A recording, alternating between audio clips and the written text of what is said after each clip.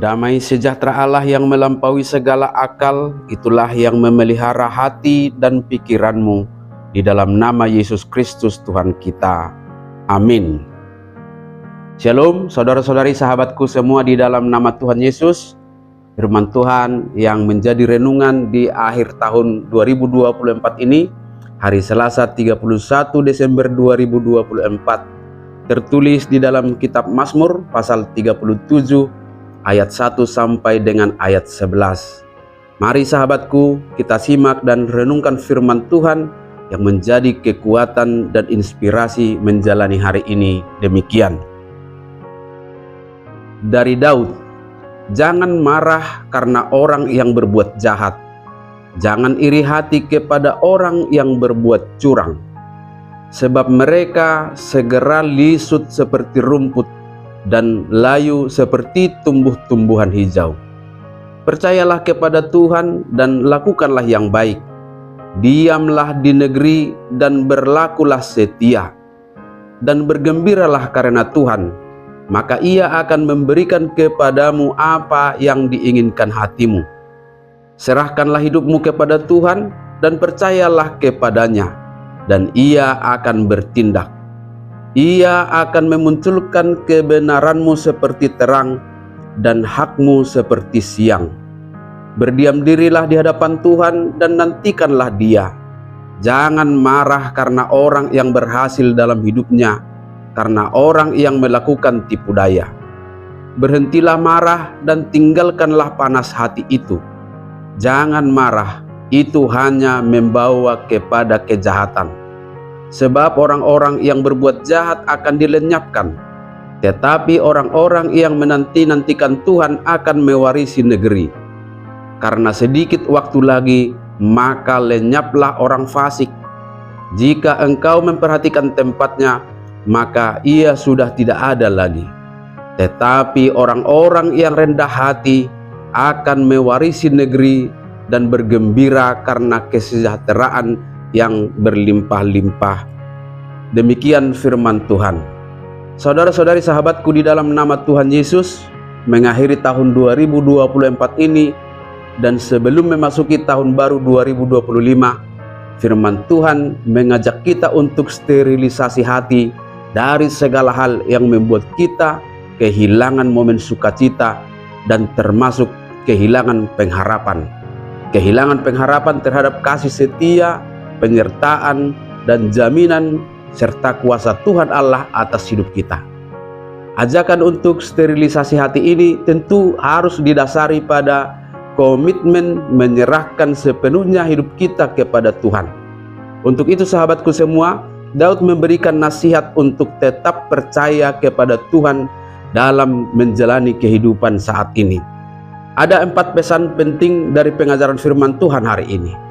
Yang pertama sahabatku semua, jangan marah karena orang berbuat jahat.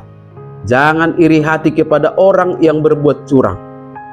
Kalau mau jujur, memang sering sekali kita terjerat dalam asumsi negatif tentang orang lain dalam keberhasilannya, yang justru akan menggelisahkan hati kita sendiri. Apalagi ketika kita melihat orang jahat dan orang curang nampaknya berhasil, kita bisa dengan mudah tergoda untuk iri hati. Mengapa justru orang-orang seperti itu yang bisa menikmati kehidupan?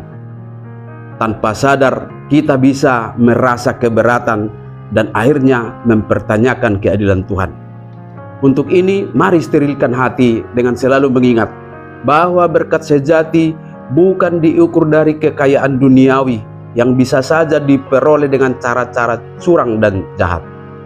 Berkat sejati yaitu damai dan sukacita hanya dapat diperoleh dari hubungan baik kita dengan Tuhan. Keberhasilan orang fasik hanyalah sementara. Daripada iri atau gelisah, lebih baik kita fokuskan hati dan percaya bahwa keadilan Tuhan pada akhirnya akan nyata. Yang kedua sahabatku semua, percayalah kepada Tuhan dan lakukanlah yang baik.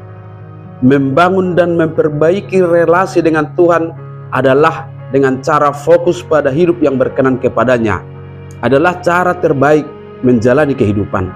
Karena relasi yang baik ini akan memberikan kita kesadaran bahwa Tuhan sanggup memberikan sumber damai dan sukacita, sumber kebahagiaan yang lebih dari sekedar memiliki harta kekayaan, sehingga kita tidak perlu tergoda untuk memilikinya dengan cara-cara curang dan cara jahat.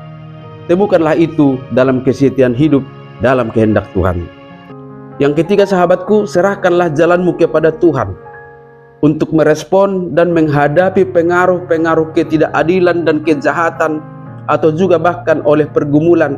Kita harus benar-benar menyerahkan hidup dan mengarahkan hati serta pikiran kepada Tuhan. Awali setiap keputusan dengan terlebih dahulu berdoa, memohon hikmat Tuhan dan pertolongan Roh Kudus, sehingga keputusan itu benar-benar adalah keputusan dan respon terbaik kita untuk menghindari rasa iri kepada orang-orang yang terlihat sukses dalam kejahatannya. Dan yang keempat sahabatku semua, diam dan nantikanlah Tuhan dengan sabar.